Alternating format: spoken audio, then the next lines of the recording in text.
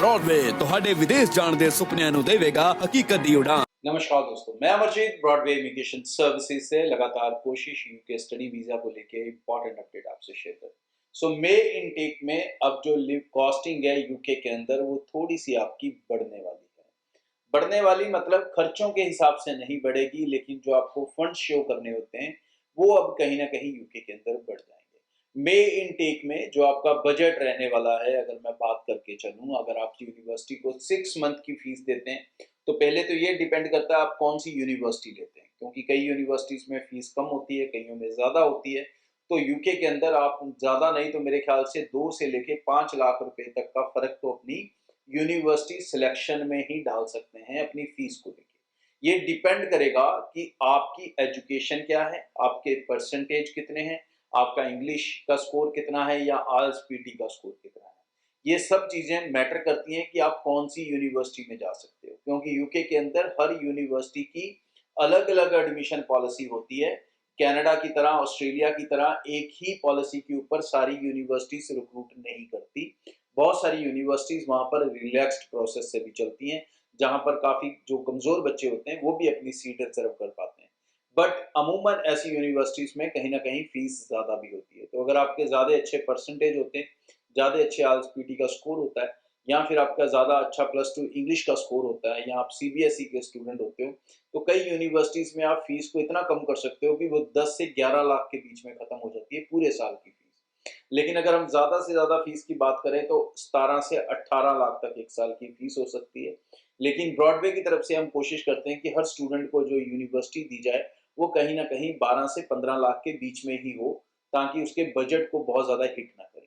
तो उसके हिसाब से अगर आप 6 मंथ की फीस गिनकर चलोगे तो वो तकरीबन 8 से 9 लाख के बीच में रहनी चाहिए। एम्बेसीज के एक्सपेंस की बात करें तो अगर स्टूडेंट 3 साल के प्रोग्राम के लिए अप्लाई कर रहा है, तो अगर मैं उसके सारे एक्सपेंस डाल लूँ, जिसके अंदर उसका इंश्योरेंस है, उसकी एम्बेसी फीस है, उसकी प्रायोरिटी फीस है, उसकी मेडिकल फीस है, तो 3 साल वाले प्रोग्राम के लिए आपका खर्चा तकरीबन 5 लाख रहने वाला है।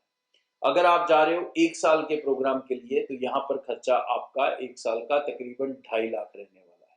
तो इसको फीस के साथ जोड़ दें कि अगर आपकी फीस 9 लाख है तो 3 साल के प्रोग्राम के लिए जा रहे हो तो 14 लाख आपका एक तरह से फिक्स खर्चा हो गया, अगर आप +2 वाले स्टूडेंट हो। अगर आप मास्टर्स के लिए जा रहे हो तो आप वही 9 लाख 6 मंथ की फीस गिन लो, उसके ऊपर 2.5 लाख और लगा लो, तो 11.5 लाख में आप जा रहे हो। ये आपके मेजर एक्सपेंस रहने वाले हैं। तो मतलब यूके का जो बजट है, अगर हम सारे अरेंजमेंट्स की बात करें, कंसल्टेंट की फीस डाल लें, उसके अलावा फंड्स हैं वो भी डाल लें, तो तकरीबन आपका जो खर्चा है वो 16 से 17 लाख के बीच में रहने वाला है। कुछ कुछ केसेस में इससे भी ज़्यादा भी हो सकता है, इससे कम भी हो सकता है। जो स्पाउस एप्लीकेशंस हैं उनके अंदर एक्सपेंस ज़्यादा रहता है, क्योंकि वो डिपेंड करता है कि वो कितने फैमिली मेम्बर्स जा रहे हैं। जितने फैमिली मेंबर्स जाएंगे उतना ही इंश्योरेंस, उतनी ही एम्बेसी फीसिस, उतनी ही प्रायोरिटी फीसिस, उतने ही मेडिकल। ये 2.5 लाख वाले खर्चे पर पर्सन के हिसाब से होने वाले हैं। तो अगर 3 लोग जा रहे हैं तो मतलब 7.5 लाख उनका एम्बेसी का ही एक्सपेंस हो जाएगा, उन्हीं उनकी यूनिवर्सिटी फीस के अलावा। सो अमूमन जो स्पाउस केस होता है वो कहीं ना कहीं जो आपके बजट में बैठता है वो 20 से 22 लाख तक की रेंज में चले जाता है। तो इसकी जो डिटेल एक्सपेंसेस हैं वो definitely profile to profile matter करेंगे। आप कौन सी यूनिवर्सिटी के जा रहे हो, उसकी फीस क्या है, 6 मंथ की फीस देनी पड़ रही है या उससे भी कम फीस दे के जा सकते हो, ये सारी फिगर्स प्लस आपकी लिविंग कॉस्ट इनर लंदन है, आउटर लंदन है, उसके हिसाब से भी ये सब चीज़ें आपकी कॉस्टिंग के अंदर फर्क डालती हैं।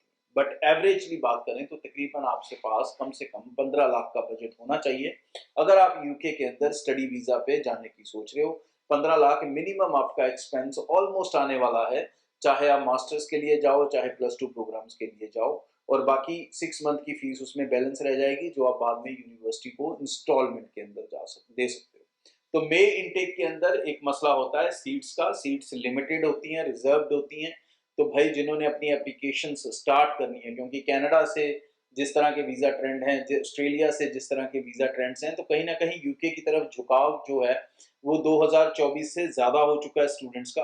तो सीट्स को लेके या यूनिवर्सिटी की सिलेक्शंस को लेके अक्सर बच्चों के साथ एक चैलेंज, एक मसला रहता है। तो अगर आप नहीं चाहते हो कि ऐसी प्रॉब्लम में फंसो, तो मेरी एडवाइस यही है कि आप अपनी एप्लीकेशंस को जनवरी के अंदर स्टार्ट कर लें, ताकि मई की एडमिशन्स लेने में आपको कोई चैलेंज ना हो, आपके पास मल्टीपल ऑप्शंस हो, लोकेशन के हिसाब से, बजट के हिसाब से, और आपको जो बेहतर लगे वो आप चूज कर सको, सेलेक्ट कर सको।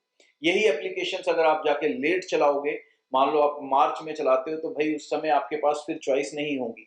बहुत सारी यूनिवर्सिटीज अपनी एडमिशन्स बंद कर चुकी होंगी, बहुत सारी यूनिवर्सिटीज की रिक्वायरमेंट्स आप मीट नहीं कर पाओगे। इस तरह से कई चैलेंज आपके सामने आ सकते हैं।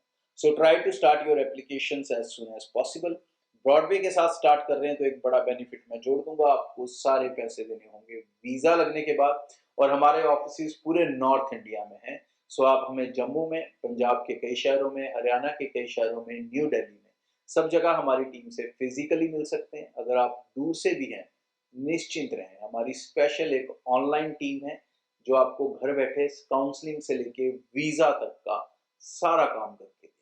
Thank you. ब्रॉडवे ਤੁਹਾਡੇ ਵਿਦੇश ਜਾਣ ਦੇ ਸੁਪਨਿਆਂ ਨੂੰ ਦੇਵੇਗਾ ਹਕੀਕਤ ਦੀ ਉਡਾਨ।